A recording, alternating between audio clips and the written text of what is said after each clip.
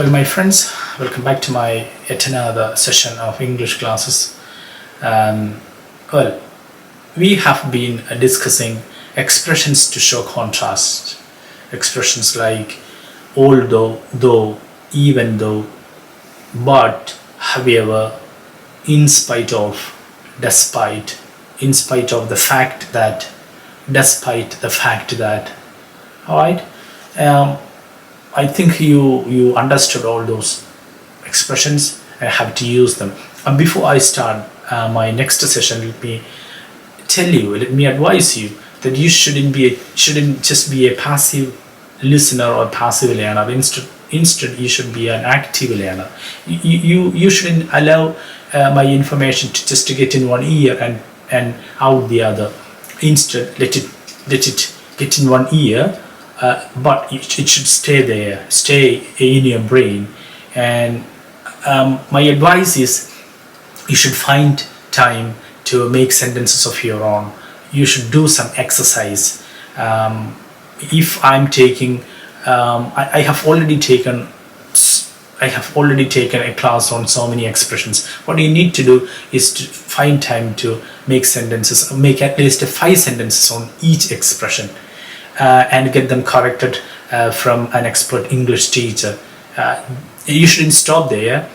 What you can do after that is just read your own sentences loudly many times. Then you can learn English better. Okay. Now we are coming back to. If you come back to my next class, I have written some expressions on board. They are nevertheless, nonetheless, yet, and still. These are also used to show contrast. These expressions are also used to show contrast. I have already explained what a contrast is. Contrast is you write 2 ideas. One idea may be opposed to the other idea. That is contrast. One idea can be surprising.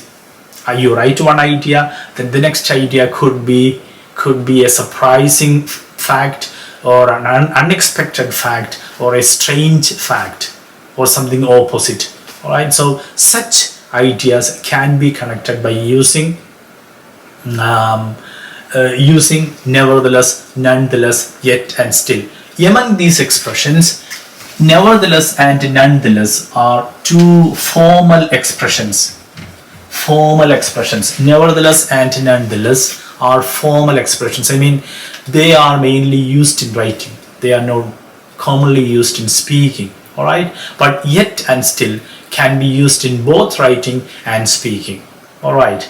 Now I'm going to write example sentences to show you how they can be used in sentences, in English sentences, and also you can learn how you can use the punctuation marks when you use these expressions in English sentences. All right. Now I'm going to write sentences for nevertheless. All right. Okay. I only had an hour to complete the assignment. Semicolon. When you write nevertheless, before you write nevertheless, you must have put a semicolon, a dot and a comma under that. Semicolon, nevertheless. Then you may write nevertheless. Nevertheless, then you may put a comma. Nevertheless, comma. I handed it in time and got an A grade. This is the example sentence for nevertheless. I only had an hour to complete the assignment. Semicolon, nevertheless. I have written semicolon and nevertheless, then comma. So nevertheless should be written in the middle of 2 sentences. All right. Nevertheless, I handed it in time. You know the difference between in time and on time, and got an A. In time, the difference between in time and on time is, suppose you have to complete your assignment. Suppose you should hand your assignment at 12 o'clock. Okay, so 12 o'clock. You have to give the assignment at 12 o'clock. If I say that, if you say that you gave the assignment in time, it means that you gave it before 12 o'clock or at 12 o'clock, exactly at 12 o'clock. So if I say that I gave my assignment in time, it means that I gave my assignment before 12 o'clock or exactly at 12 o'clock. It could be either before 12 o'clock or at 12 o'clock. If I say that I gave my assignment on time, it means that I gave my assignment exactly at 12 o'clock. Exactly at 12 o'clock. That's the difference between in time and on time. Alright? Okay, it's just an additional piece of information. Okay, just read the example sentence once again to understand how nevertheless is used. I only had an hour to complete the assignment. Nevertheless, I handed it. I gave it in time. I only had an hour, but or however, I handed it in time and got an A. Okay. One more example. The visiting team was moved by the crowd. Semicolon. Nevertheless, comma, they were able to focus on the game and won. Look at this. I have written another example to show you how nevertheless can be applied in a sentence. It comes in the middle of two sentences like this. Okay. The visiting team was moved by. Moved means laughed at or something like that, making a sound of boo to show you the disapproval. You are making, sometimes if you don't like the performance of somebody, maybe a singer or an actor, you just boo, right? So that is moved.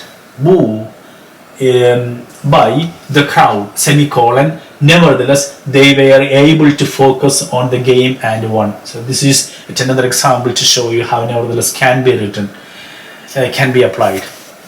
Now I'm going to write two examples for nonetheless.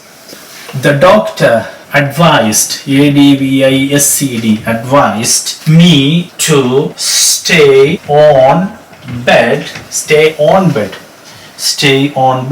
rest for a week, semicolon. Nonetheless, comma. The way you wrote nevertheless, in the same way you are writing nonetheless. There should be a semicolon before nonetheless and a comma after nonetheless. Nonetheless, I was hiking, it's a sport, hiking for 2 days, after my surgery. Alright, I think you understood the meaning. The doctor, there is a contrast between these two ideas.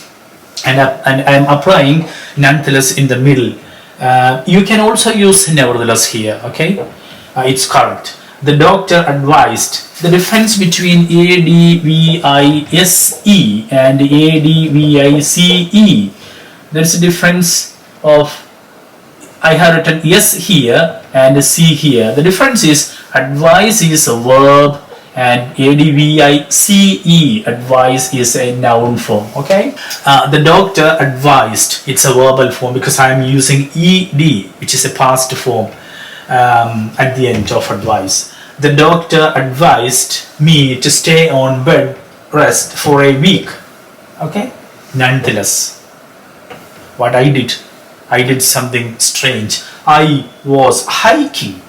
I was advised to stay on bed for 1 week, but what I did was I was hiking for 2 days, which is a contrast. I was hiking for 2 days after my surgery. Then the next example is mom said I needed to apply more sunscreen, semicolon. Nonetheless, comma. I continued to splash around and ended up getting sunburned. Mom said I needed to apply more sun cream, semicolon.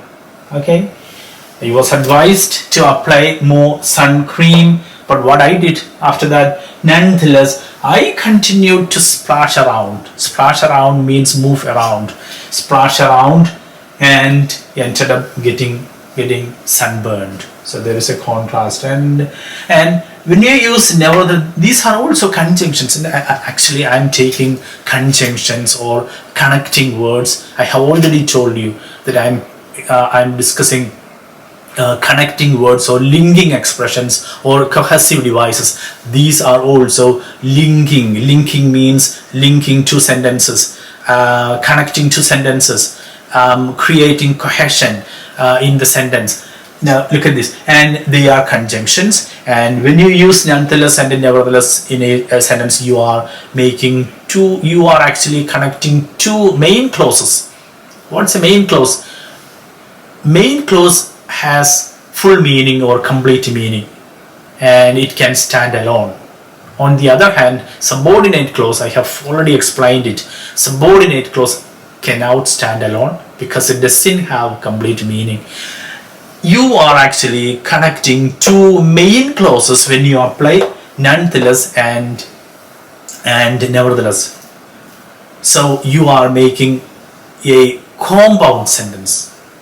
I have told you, I will explain, we will discuss sentence structures in detail later, but let me name this sentence as compound sentence. So this is a compound sentence because this first sentence is complete in meaning. The doctor advised me to stay on bed rest for a week is one main clause which can stand alone. Then I was hiking for 2 days after my surgery is the second main clause which can also stand alone. So there are two main clauses in this example, and so this is called a compound sentence. If you apply nevertheless, it will again be a compound sentence. So nevertheless can be applied in the place of nonetheless. Mom said I needed to apply more sun cream. This is one main clause. It can stand alone without the help of this one. Okay, this sentence can stand alone without the help of this sentence. So this is one main clause, this is yet another main clause. So there are two main clauses. Similarly, Mom said I needed to apply more sun cream is one main clause which can stand alone without the support of the second one. So this is one main clause, and I continued to splash around and ended up getting sunburned is yet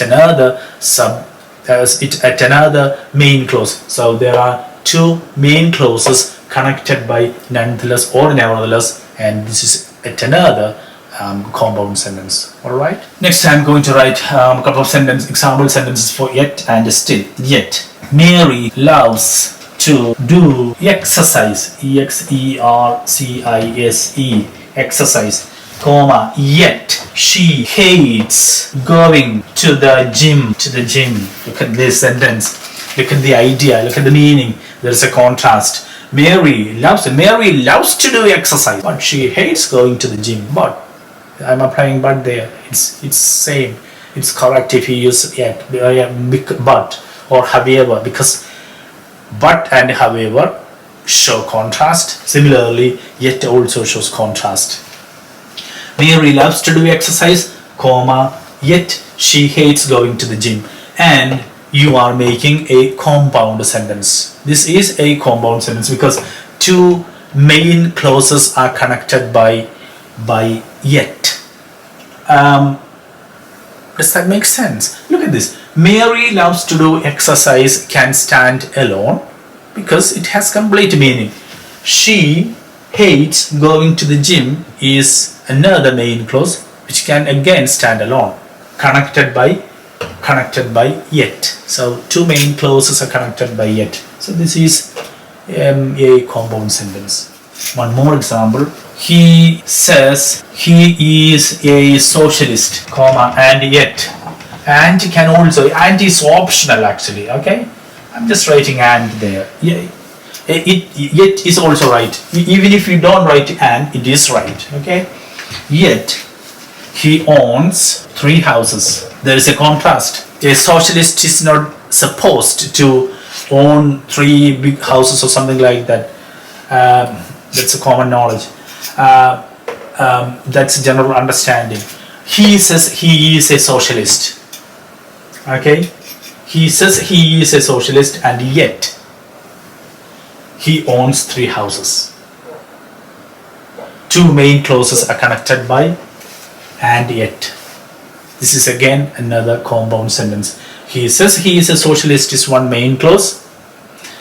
Then he owns 3 houses is another main clause. 2 main clauses are connected by and yet. There is a contrast here. Now I am going to write 2 sentences for still. The train was an hour late. Full stop. I still managed to get to the meeting in time. The train was an hour late. Full stop. I still managed. When I applied still, I split the sentence into 2. If you want, you can connect these 2 sentences. I will show you how you can connect it. The train was an hour late. Full stop. I still managed to. Full stop. I still managed to get to the. Get to means reach. Get to. It's a phrase. Get to the meeting. Meeting in time. In time. I have already explained the meaning of in time. Suppose the meeting is at 12 o'clock, and if I say that I reached there in time, it means I reached before 12 o'clock or exactly at 12 o'clock. The train was an hour late. I still managed to get to the meeting in time. If you want, you can connect it like this. The train was an hour late. Sometimes, but even if still means but, you can use but again here. The train was an hour late, but still I managed to. But still I managed to get to the meeting in time. But is just optional there, okay? In 2 ways you can write this sentence. One is you can split this sentence into 2. The way that I have first written. The train was an hour late, full stop. I still managed to get to the meeting in time. The second style is the train was an hour late, but still I managed to get to the meeting in time, or something like this. Okay, if you are writing like this, you are connecting 2 main clauses. Okay, because the train was an hour late is one main clause. Still I managed to get to the meeting in time is another main clause. So 2 main clauses are connected by still. Alright, another example sentence is I don't like the job much. Full stop. Still the money is okay. Still I like the money. That's the meaning of the money is okay. I don't like the job much. Still the money is okay. Still I want the money. This sentence can be connected this way by using but. I don't like the job much, but still I want. But still I want the money, or but still the money is okay. Or you can put full stop and write this way. I don't like the job much, full stop, still, comma, the money is okay. Does that make sense? I think you understood what I have already taken. So always, I advise you to, this is the end of the class, and if you have any doubts, if you need any more clarification, you can just drop them down on the comment box below. If you like this class, if you find this class useful, then you can just share this class with your friends, okay? And we will meet the next day. Thank you.